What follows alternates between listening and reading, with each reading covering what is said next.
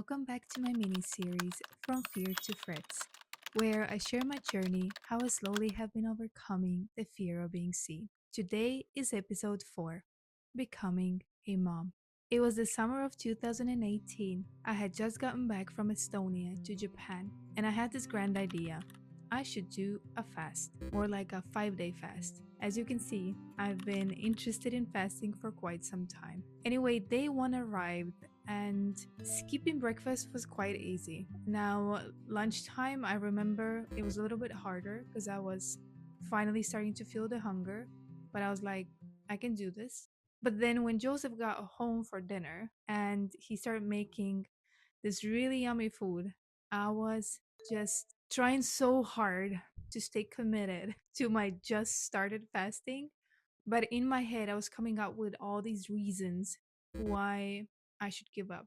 When all of a sudden, I was like, but wait a minute, don't I have a pregnancy test upstairs? Which, mind you, I didn't have any symptoms of pregnancy whatsoever. I didn't feel any different at all. So I went upstairs, I found a test, I peed in a cup, I put the stick into it, and I waited a whole 5 seconds because all of a sudden there were them two lines that I just stared at, and then I turned the test other way around because maybe I'm just looking at it wrong. When it appeared to me that Mara, you are not gonna make one line disappear by just turning the test around.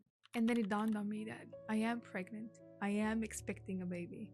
I wanted to go downstairs and share the news with Joseph. So I went downstairs and I showed him the test. He smiled and then he said, I think you should eat. The whole pregnancy, I felt amazing. It was my dream to become a mom. And here I was expecting this new being into my life. And after our son was born, I felt like I was living in the clouds.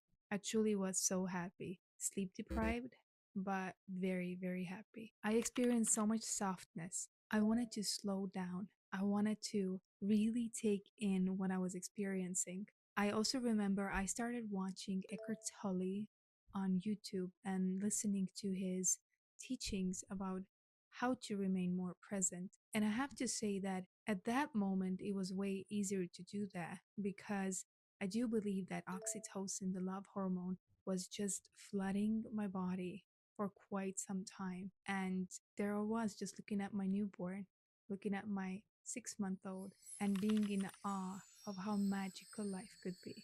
And as we were growing up together through that first year, all of a sudden, I started singing to him. I started singing to him these little tunes that almost felt like they just came to me. I didn't have to try and rhyme anything, I didn't have to try and make them happen. They would just come to me and I would sing to him.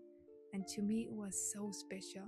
And I do think that my voice started waking up more and more because I was allowing it to come up after all them years of hiding it. And another thing that I believe that occurred was that as I was singing to my son, I was also almost like singing to myself when I was little. Or should I say, that inner little Mare, who so often wished that she had more love like this. And the more I kept singing, and the more I kept making up them little tunes, I was feeling that I want to do this more.